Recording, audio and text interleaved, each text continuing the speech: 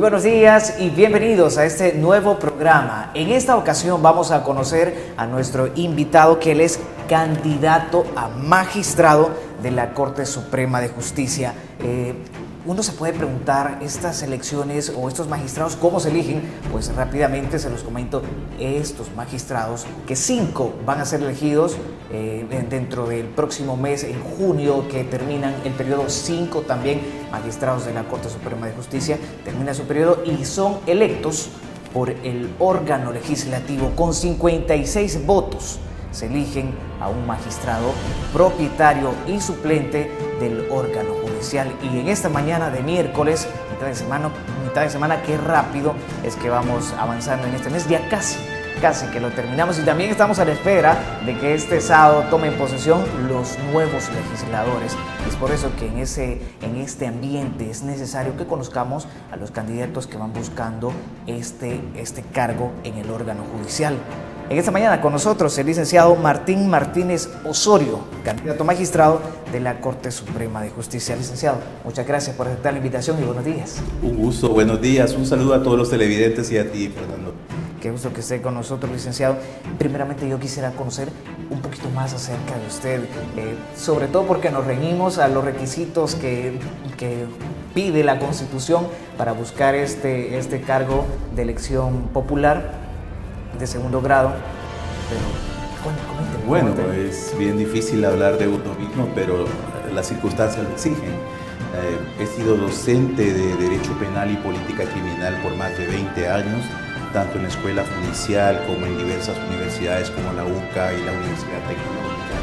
También he apoyado de alguna manera el trabajo que se ha realizado en la Sala Constitucional de la Corte Suprema de Justicia.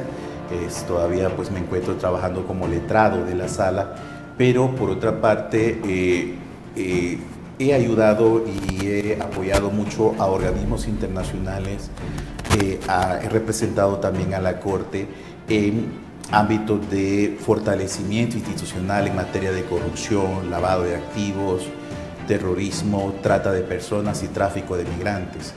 Parte también de mi actividad académica se relaciona con buscar los mecanismos penales para tratar de contrarrestar fenómenos tan delicados en Centroamérica como es el tráfico ilegal de personas, la trata de personas y ámbitos de lavado de activos, que son como las áreas en las que más he profundizado mis investigaciones académicas.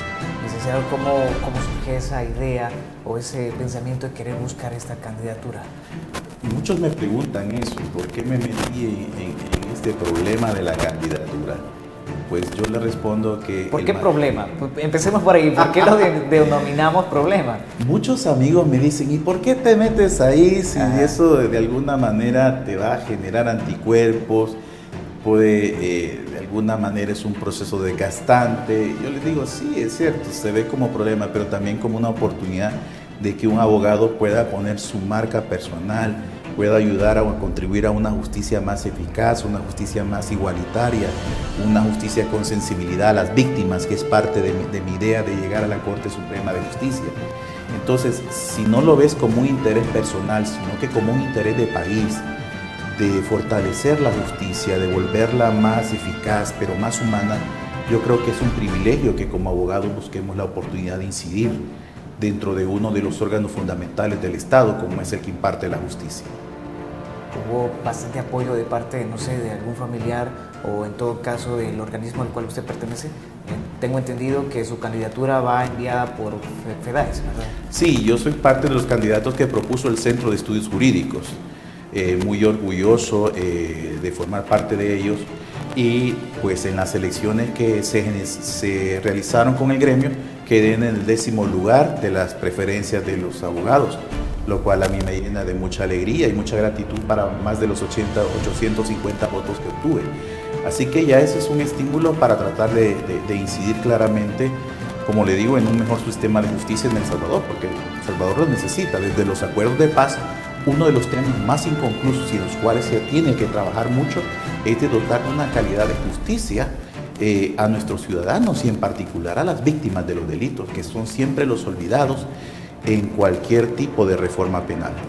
Licenciado, ¿y ahorita en qué proceso estamos? Entiendo que son 15 aspirantes que envía FEDAES y 15 además del CNJ, y son 30 en total que se envían a la Asamblea Legislativa, pero ¿en qué etapa estamos ahorita? Ahorita estamos en la etapa de que el CNJ ya seleccionó a 15 candidatos que van a ir en representación de los que entraron en ese proceso.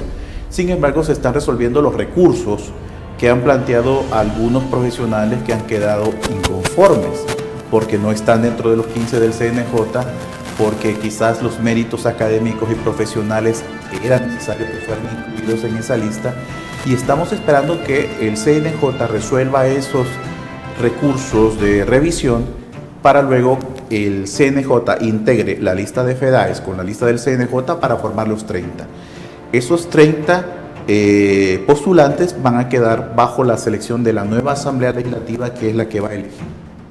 Con esta lista que se envió por FEDAES, no existe como que alguna modificación de parte del CNJ. Los 15 que llegan, esos 15 quedan y esos 15 se envían a la Asamblea, ¿verdad? Sí, tienen que respetar la voluntad del gremio, obviamente que sí. Tendrían que haber obstáculos de carácter inconstitucional e ilegal para que una persona no pueda ser tomada en cuenta de la lista de FEDAES. Licenciado, y en este aspecto entonces, ¿qué panorama tenemos sobre este proceso de elección de los magistrados?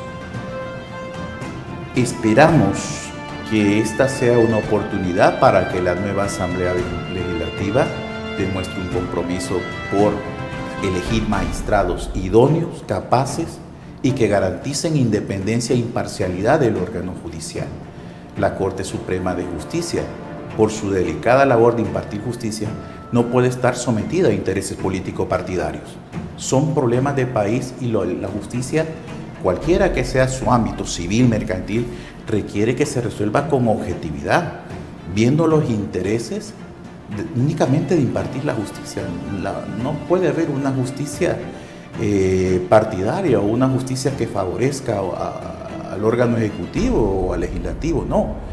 Se tiene que aplicar la ley tal cual es. Entonces, es una buena oportunidad para que la nueva Asamblea Legislativa demuestre que va a elegir a los más capaces, aquellos que demuestren, en primer lugar, una fortaleza que permita un contrapeso a los otros poderes del Estado, y por otra parte, una judicatura que proteja los derechos humanos de los ciudadanos, los derechos fundamentales, porque esa es una labor del órgano judicial, que los otros órganos del Estado no vayan a pisotear nuestros derechos, y que si eso sucede, pues se tenga un mecanismo para ir ante el órgano judicial, quejarse y de alguna manera que el derecho le sea reconocido al ciudadano. Por eso es tan importante el ámbito de la justicia. Por cierto, hay algo muy interesante, Fernando, y van a disculpar que sea muy técnico. La Asamblea Legislativa y el órgano ejecutivo en sus altas esferas, en sus altos funcionarios, se trabaja bajo elección popular, el voto.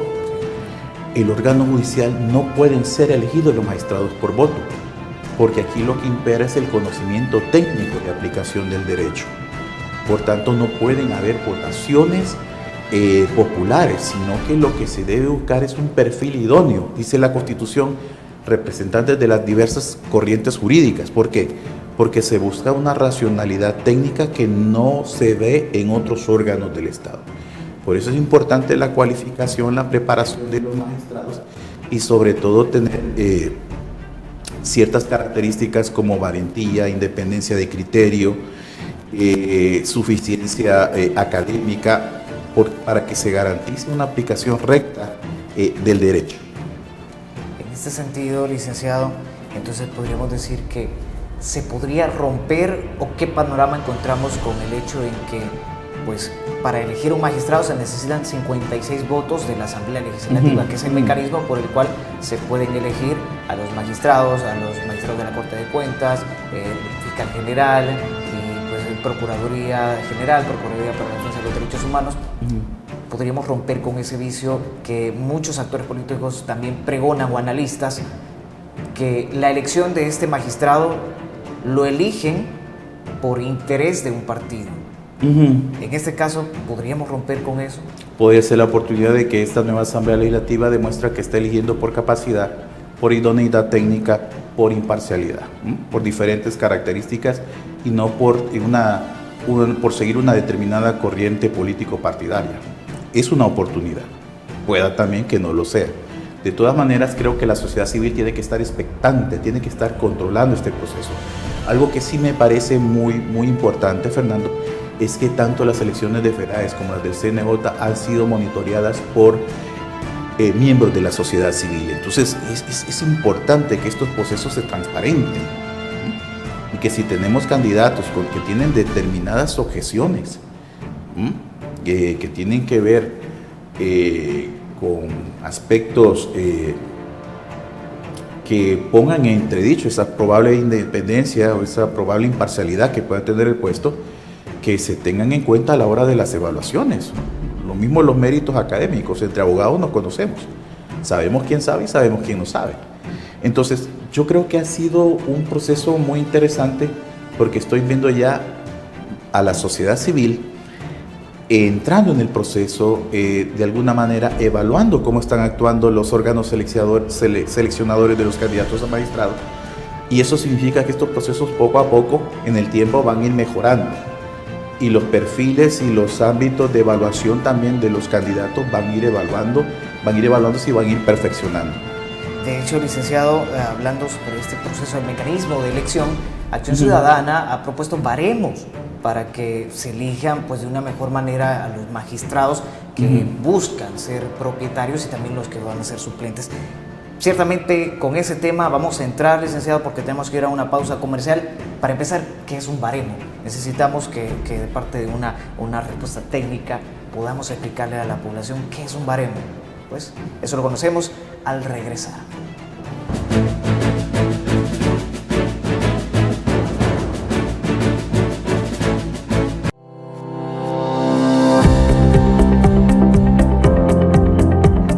Proveer productos de alta calidad para una limpieza perfecta es nuestra misión. Somos Sanvar Élite, una empresa salvadoreña que comercializamos y distribuimos productos de limpieza biodegradables para instituciones y de uso doméstico.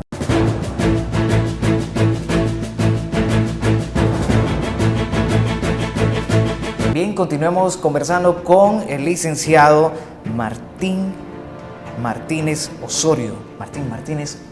Martín Alexander Martínez Osorio. Pero Martín Martínez es como mi nombre de marca. Ok, así sí, es, ¿verdad? Es más conocido Martín Martínez. Sí, tú de alguna manera me relacionas con el ámbito jurídico en Argentina, en Colombia, en México, es por mi nombre Martín Martínez, en España por ese nombre. Así que lo mantengo como imagen de marca.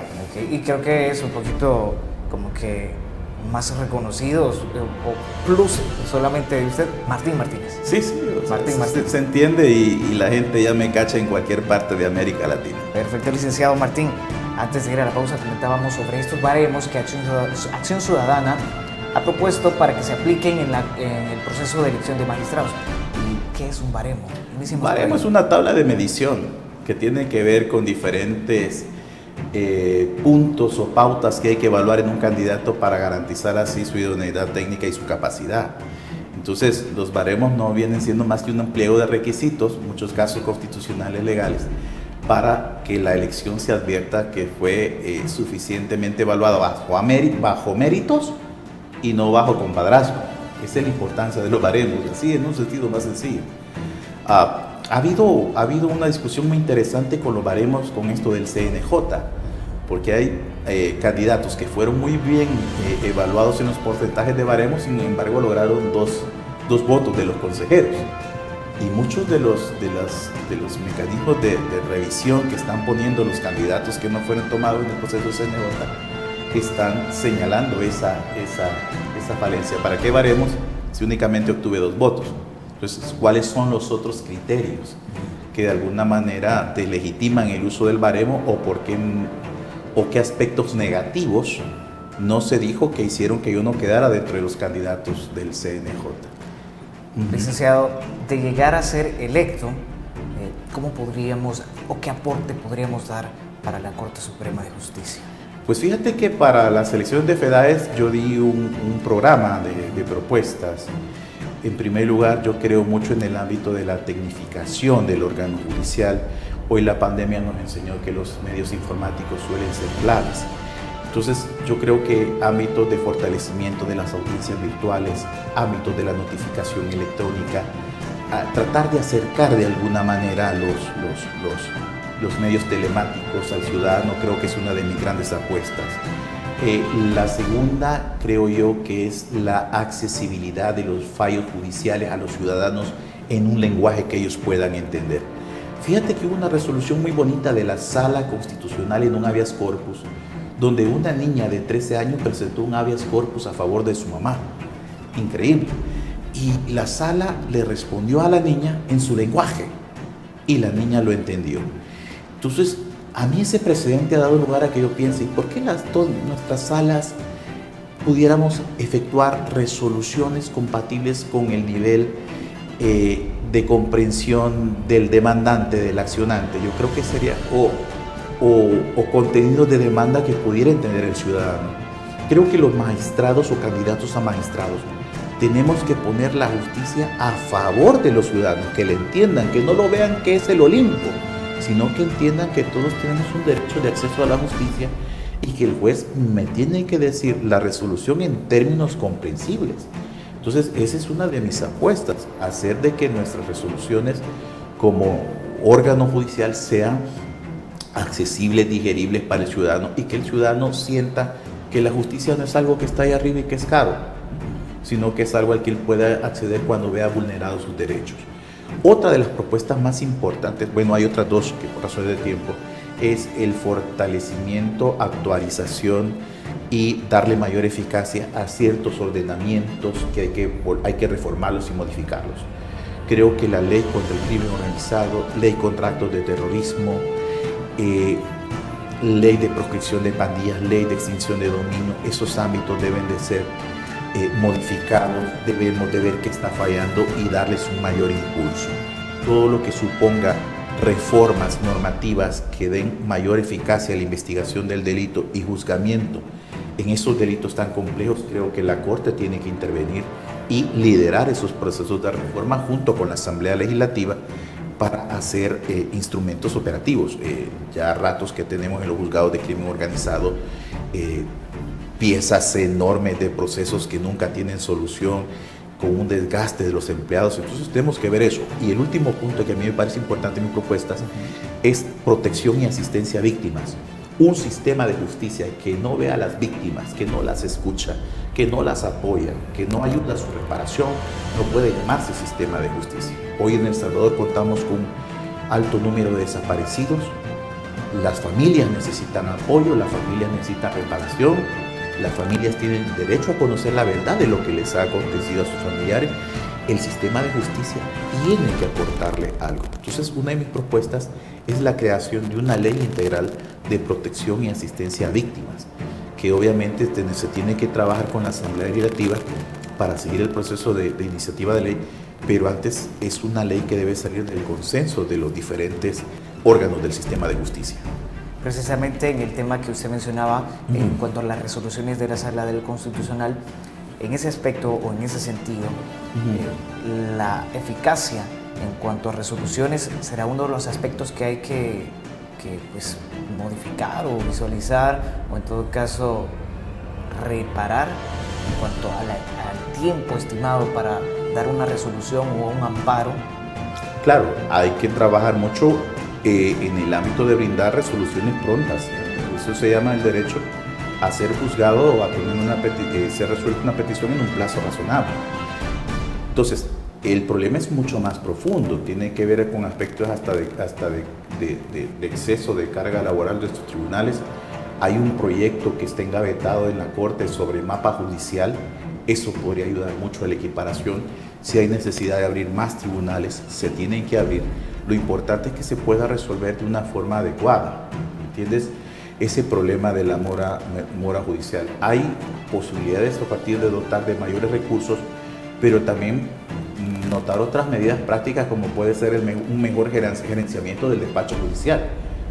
Hay que intentarlo. Y aún podemos llegar a un tipo de justicia mediadora o justicia con mediadores que esté afuera del órgano judicial, donde las personas no tengan que llegar donde un juez, sino donde un mediador, y esto podría lograr un tipo de justicia que descongestione la justicia formal que tenemos en nuestros tribunales. Entonces, crear mecanismos de justicia reparadora mucho más eficaces con compromiso de los ciudadanos puede ser mejor a un juez formalizado que esté resolviendo.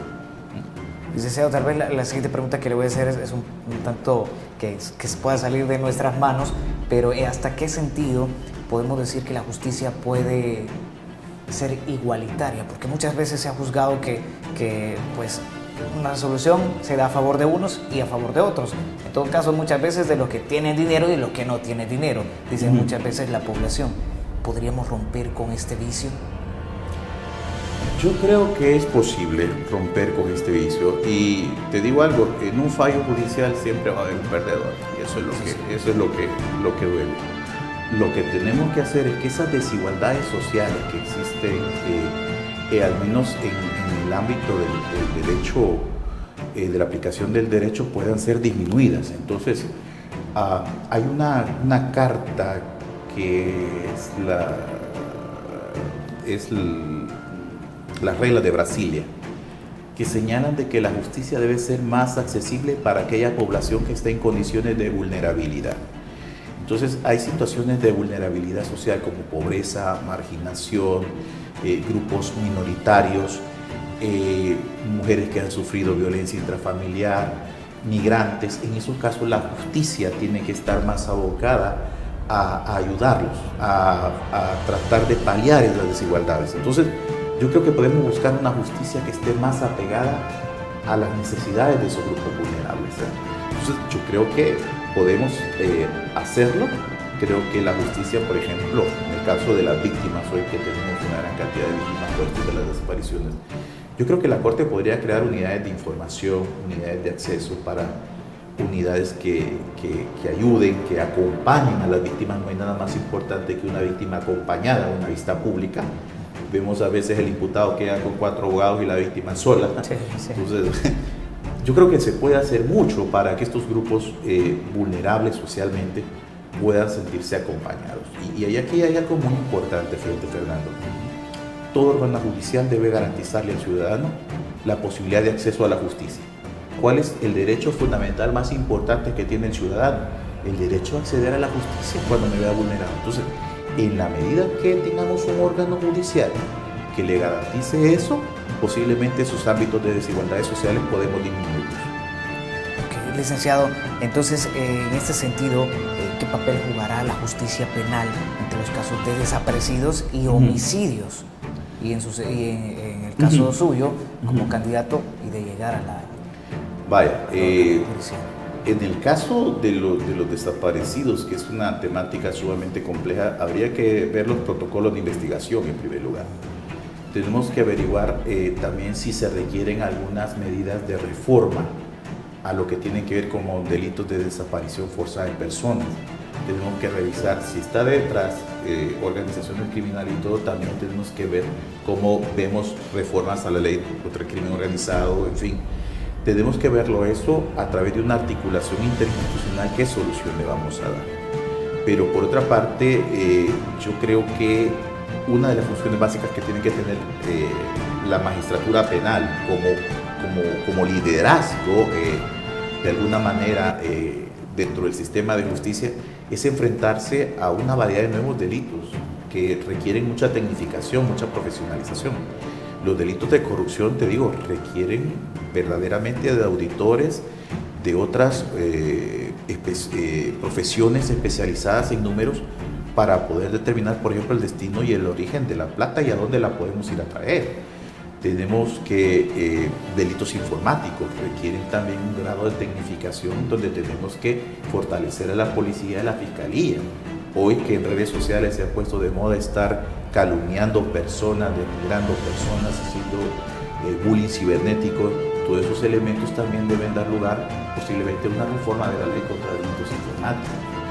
Y por otra parte, en esta materia de corrupción, tenemos que analizar cuáles deben ser las medidas más eficaces para combatir el problema de la corrupción gubernamental. De antemano te digo, para combatir la corrupción gubernamental tenemos que ver los controles administrativos, porque ahí es donde puedes detener el fenómeno o controlarlo. Pero ya cuando tienes al funcionario corrupto, lo más que queda es acercarle lo más pronto posible al juzgado de turno y que le apliquen la ley. En esos casos yo creo que tenemos que ir pensando como sociedad reformar delitos de la corrupción, no dar espacio de impunidad. Creo yo en la prescripción de la imprescriptibilidad de los delitos de corrupción, creo en la necesidad de sanciones de inhabilitación profesional para que estas personas ya no puedan seguir estando en puestos públicos, y por otra parte creo mucho en la extinción de dominio como un mecanismo de recuperación de activos para toda esa plata que está fuera en paraísos fiscales o en Europa, que son de actos de corrupción. Ok, perfecto, licenciado. Tenemos que ir a una pausa y precisamente en ese tema hablamos, sobre todo porque al filo de la medianoche entre lunes y martes se dio una captura, se dieron 19 órdenes administrativas para hacer allanamientos, de los cuales hubo capturas. Entre ellos, 2 alcaldes, uno de Zacatecoluca y el otro de San Rafael Obrajuelo. Ese tema lo vamos a tocar cuando regresemos de la pausa comercial, así que no nos cambien.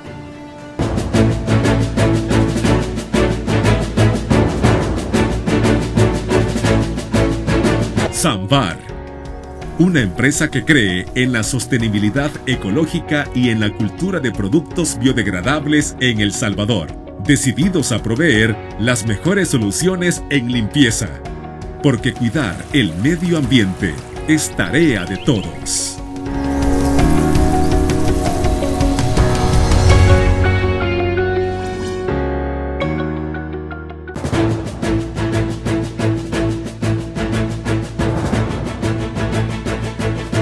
Continuemos y vamos a aprovechar el tiempo. Conversamos con el licenciado Martín Martínez, que él es candidato a magistrado de la Corte Suprema de Justicia.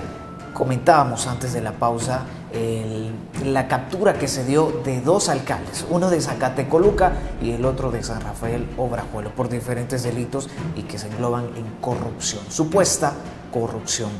Licenciado, en este sentido, se habla de que se tiene la investigación desde agosto del año pasado. ¿Podríamos mencionar por qué se podría decir que tan largo este proceso? ¿Que es necesario que se investigue? ¿Por qué por tanto tiempo y no ejecutar de inmediato? Te digo, primero hay que ver con buenos ojos que están abriéndose casos por delitos de corrupción. Eso hay que verlo, hay que celebrarlo, pero por el momento lo único que tenemos son indicios de comisión que se van a ir depurando en todo lo que va el proceso. O sea, falta mucho por recorrer. Entonces, lo que debemos de esperar del Ministerio Público Fiscal es que no se vayan viendo intenciones político-partidarias en su acción, que caiga parejo del partido que sea. Sí, claro. En última instancia, la corrupción a todos nos perjudica. Ahora, podemos decir que en el caso de la Fiscalía y esa tardanza que han tenido se debe a la complejidad que suelen tener estos delitos. Estamos hablando en muchos casos de delitos sin víctimas concretas, no tenemos nadie que denuncie, entonces las investigaciones tienen que ser muy meditadas. Y por otra parte, tienen que ser investigaciones con suficientes elementos probatorios para que vaya entrando a cada una de las etapas hasta llegar a la vista pública. Lo que debemos de esperar es que exista un ámbito de mucha responsabilidad por los fiscales que están llevando el proceso de investigación del delito, y que si efectivamente se dieron casos de corrupción, que se aplique la ley. Así es de sencillo el ámbito. Ahora, yo creo que esto nos debe señalar algo. No busques tanto en el ámbito del derecho penal la aplicación, por ejemplo, de penas privativas de libertad, que el alcalde lo metan y lo detengan. A veces yo creo que el ámbito de la corrupción o la respuesta tiene que ser un poquitito más amplia. La idea es, bueno, ¿te ha tenido una ventaja y un provecho patrimonial en todo ese tiempo? Pues bueno, ni modo. Fue realizado ese acrecentamiento patrimonial derivado de actividades delictivas, bueno, ni modo, hay que privarle del dominio de eso y que pase nuevamente al Estado, y que ese incremento patrimonial, esa plata, esos inmuebles pasen a que tenga una función social por parte del Estado. Fíjate que en el ámbito del derecho comparado está viendo que las respuestas patrimoniales en materia de corrupción suelen ser mucho más eficaces que las penas privativas de libertad. Y los ámbitos de inhabilitación para que un funcionario corrupto vuelva a la política, esas suspensiones se están viendo mucho más eficaces que la pena privativa, porque el delincuente corrupto es un delincuente racional. Él mide la ponderación. ¿Cuántos años de pena voy a recibir? Y luego cuánto voy a disfrutar de toda la plata que tengo en las Bahamas. Entonces la idea que actualmente en la política criminal, pues que cumpla la pena de prisión, pero la plata de Bahamas la traemos para acá, para el Estado. Entonces yo creo que las soluciones patrimoniales suelen ser mucho más eficaces en estos casos que las investigaciones penales. Muchas veces, licenciado, uno puede juzgar, la población puede juzgar porque aquel que, pues podemos decirlo, que es corrupto o en todo caso delincuente de cuello blanco, puede robar millones. Lo presentan ante las cámaras con las esposas, van al proceso judicial, sin embargo en una semana salen. Eso es lo que se puede comentar. Y porque otra persona que quizás solo ha robado $10, o creo que pues la cifra tiene que ser mayor para prescribir el delito de robo, pues le dan hasta 5 años. ¿Por qué la balanza podemos decir que no se nivela en ese sentido? Son las injusticias del sistema. El sistema de justicia penal padece de un problema que se llama la selectividad. Vamos a ver si lo puedo explicar. Mira, de toda la delincuencia que se produce en El Salvador es así, pero la capacidad del sistema penal salvadoreño para investigar es así. Entonces, tenemos una gran cifra negra de delitos de corrupción y de todo delito, desapariciones y homicidios, pero el sistema de justicia penal salvadoreño tiene poca capacidad para todos los casos. Ahora, entonces, ¿cuál es el sector donde se incentiva o se incide el mayor número de capturas? En aquellos sectores que son más vulnerables socialmente. O sea, no es lo mismo que tú vayas a capturar a alguien aquí en El Salvador del mundo que lo vayas a capturar a una country con seguridad privada. Primero tienes que pasar la seguridad privada. Por otra parte, es alguien que de alguna manera tiene ciertos nexos políticos que van a impedir que eso se pueda lograr. ¿Entiendes? Entonces, hay aspectos de selectividad que es estructural no solo en El Salvador, en todo el mundo, donde existe un tipo de criminalidad que por estar fuera del ámbito de la selectividad del sistema social va a ser un poco más difícil su persecución, ¿verdad? Pero eso no significa que no puedan de alguna manera llegar algún día a rendir cuentas. Yo creo que sí. La idea que actualmente se tiene es afinar los mecanismos de persecución para que este mayor número de delincuentes corruptos vayan a la cárcel. Y eso pasa por un fortalecimiento de la investigación, fortalecimiento de la policía, fortalecimiento de los jueces y dotación de recursos. No es lo mismo investigar un hurto que un peculado con apropiación de tanto de dinero. De la administración. Correcto, o una negociación ilícita. Obviamente es un poco más complicado. Licenciado, pero en este sentido hablamos entonces de la cantidad de recursos que puede haber en el sistema de aplicación de la ley o de la calidad del personal que pueda aplicar la ley. El personal que tiene que aplicar la ley, por ejemplo, a nuestros jueces tenemos que apostarle mucho a la capacitación en esto que se llama delitos no convencionales. Cuando hablamos de corrupción, estamos hablando de delitos no convencionales que tienen alta tecnicidad. Estás hablando de balances económicos, estás hablando de partidas presupuestarias, estás hablando de una maraña de cosas que el ciudadano no puede entender. ¿Me entiendes? Un ciudadano te entiende del delincuente que mató a su abuelita, pero un ciudadano es bien difícil que comprenda la percepción de la corrupción debido a toda la complejidad técnica que tiene. En eso, ese es un problema de la corrupción. Para que el ciudadano entienda la corrupción, tienes que decirle, mire, gracias a la corrupción, usted no tiene acceso a un buen sistema de salud, o usted tiene la escuela que tiene de lata porque todos esos recursos han servido de apropiación para un funcionario, etc. Entonces, los delitos de corrupción son delitos sumamente complicados que requieren equipo técnico muy cualificado y, por otra parte, en muchos casos, años de investigación para tener una eficacia en la hora del juzgamiento. Entonces, licenciado, en este sentido, ¿qué podemos encontrar o qué rol puede impartir un organismo internacional como la CICIG en el caso de la corrupción?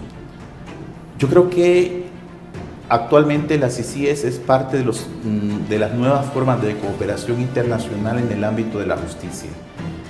Yo la CICIG la veo muy bien, fíjate, porque siempre supone compartir experiencias con otras personas, con otros especialistas, y siempre existe un fortalecimiento de la capacidad investigativa de los nacionales cuando están con eso. En Guatemala, el ejemplo de la CICIG demostró de que ese grupo ayudó mucho a los fiscales chapines a armar buenas investigaciones a través de la experiencia comparada. Tan es así que mucha de esa experiencia todavía se tiene en Guatemala. Entonces, aquí en El Salvador, ese compartir experiencias, ese direccionamiento por personas que tienen una mayor preparación técnica puede ayudar a fortalecer nuestras instituciones. Pero para que la CICIG eso opere, obviamente tienes que darle un marco legal que lo permita, que es donde está ahorita el dilema. Ok, perfecto. Vamos a la siguiente pausa, licenciado. Al volver ya vamos con el último bloque de nuestro programa. Vamos a seguir analizando pues unos aspectos que se nos han quedado ahí en stand-by, pero al regresar los vamos a tocar, así que no nos cambien.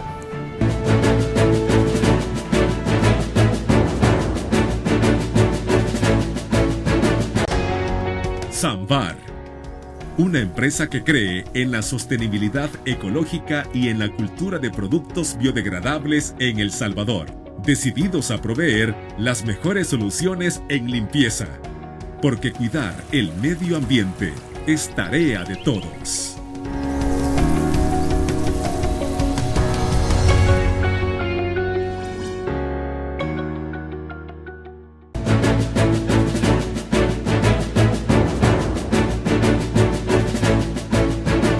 Bien, vamos a continuar y vamos a aprovechar el tiempo, ya que nos queda muy poco en este último bloque. Licenciado, ¿en qué panorama encontramos en cuanto a la migración ilegal que se da de parte del Triángulo Norte y obviamente de El Salvador hacia los Estados Unidos? Sobre todo porque estamos en un ambiente en que se vetó una ley que pues beneficiaba al tráfico de las personas y que incluía la migración. Sí, es muy desafortunado el veto en un tema tan sensible, no solo para El Salvador y el Triángulo Norte, sino que para Estados Unidos y México. Me recuerdo de que hubo proyectos, un anteproyecto de ley que tenía como base criminalizar o más bien castigar a los grupos organizados que se dedican al tráfico ilegal de personas. Y una de las objeciones que yo pude leer en Twitter era de que se criminalizaba al migrante. Yo creo que hay que distinguir dos cosas. Una cosa es la migración ilegal y otra es el tráfico ilegal de personas. La migración ilegal es cuando tú te vas para Estados Unidos vulnerando todos los controles migratorios de Guatemala y México. Y el tráfico ilegal es cuando un grupo organizado te promete llevarte a Estados Unidos por una cantidad de dinero. Entonces, tráfico e inmigración ilegal son dos cosas distintas y hay algo más práctico. El migrante no es criminal. El migrante va a quedar sujeto a las leyes migratorias. El traficante va a quedar sujeto a las leyes penales. Y el proyecto de ley que se trabajó iba encaminado a las organizaciones criminales, entendiendo que el migrante no puede ser criminalizado. ¿Entiendes? Es un problema de inmigración que tiene que resolver el derecho administrativo. Entonces, el hecho de que se haya vetado algo que quizás lo que hubieran hecho era observaciones para poder superar, plantea un mal escenario porque tenemos un problema gravísimo en la frontera entre Estados Unidos y México de personas que están queriendo lograr el asilo y por otra parte de una inmigración que sigue. Entonces este tipo de vetos dan la impresión a los grupos criminales, bueno, sigamos, aquí podemos hacerlo. Y es algo que verdaderamente nadie quiere. Ahora, fíjate que celebro mucho la idea que trae la presidencia Biden de trabajar en los países de origen, las causas estructurales que provocan la migración ilegal. Esto es cierto, no importa cuántos muros pongas entre Estados Unidos y México, si no resuelve las condiciones que dan lugar a la migración ilegal, esto va a seguir. Y me parece muy adecuado esa idea de trabajar en El Salvador políticas sociales que hagan que las personas se queden. Claro, es la solución más difícil, lleva mucho más tiempo, pero es la solución mucho más eficaz. Y esta ley que de alguna manera se vetó, creo que hay algo esperanzador. Esperemos que la nueva Asamblea Legislativa retome el trabajo, se pueda crear un equipo técnico y volver nuevamente a aprobar la ley, con las observaciones que ellos consideren, pero también con las observaciones de especialistas y técnicos, que aseguren una ley con dientes, ¿entiendes? Y una ley que brinde asistencia también al migrante que pone su vida en riesgo en ese viaje. Y en este caso, licenciado, entonces podemos hablar que estamos en una situación complicada, sobre todo porque se viene el cambio de la Asamblea y lo que usted mencionaba, que es en compromiso de la nueva Asamblea, pues mejorar esta ley, pero ¿cómo lo podemos hacer en beneficio del migrante? Fíjate que en beneficio del migrante tienen que haber ciertas políticas de carácter social y económico dentro de los lugares donde se da mayormente el desplazamiento de personas para Estados Unidos a través de proyectos productivos. Lo que esta ley debe de buscarse es, primero, siguiendo algunas de las observaciones del veto, posiblemente establecer un precepto que diga que el migrante no va a ser punible o no va a ser castigable. Creo que eso podría dar lugar a eso. Y dos, planteando y enfocándose la ley al combate a los coyotes y polleros, que son verdaderamente los que provocan este problema, que es la idea básica de la ley. Entonces, garantizar mayor eficacia en la investigación de estos grupos, solventar algunos problemas probatorios que se tienen. Fíjate que la ley no era tan mala. La ley planteaba, por ejemplo, que en relación al coyote o pollero, él iba a responder civilmente devolviendo el dinero al migrante que se viera menoscabado, con el que hubiera hecho trato. Eso hubiera ayudado increíblemente a la devolución del dinero. Había responsabilidad civil también que había que señalar. Traía cosas buenas el proyecto. Lastimosamente, como te digo, va a quedar inconcluso y debemos esperar que la nueva asamblea pues retome la discusión. Ok, perfecto. Licenciado, se nos acabó el tiempo. Rápidamente, ¿qué es lo último que podemos esperar que nos espera como país en este proceso de transición, de asamblea legislativa y por supuesto de elección de magistrados para la Corte Suprema? Veo verdaderamente un panorama sumamente incierto, donde la sociedad civil, las organizaciones de sociedad civil tenemos que estar expectantes, buscando siempre la transparencia, buscando siempre el ejercicio correcto de la función pública y de alguna manera siendo expectantes y exigiendo que pongan magistrados independientes e imparciales en la Corte Suprema de Justicia. Licenciado, gracias por habernos acompañado. Ha sido un gusto, Fernando. Bien agradable la plática. Qué bien, qué bien. Espero que próximamente pueda estar con nosotros. Sí, esperemos que sí. Ojalá que sí. Y a usted, amigo televidente, gracias por habernos acompañado. Pues si se va a disfrutar de esos sagrados alimentos, buen provecho. Será hasta el viernes que nos veremos. Le deseo también que pase un feliz día.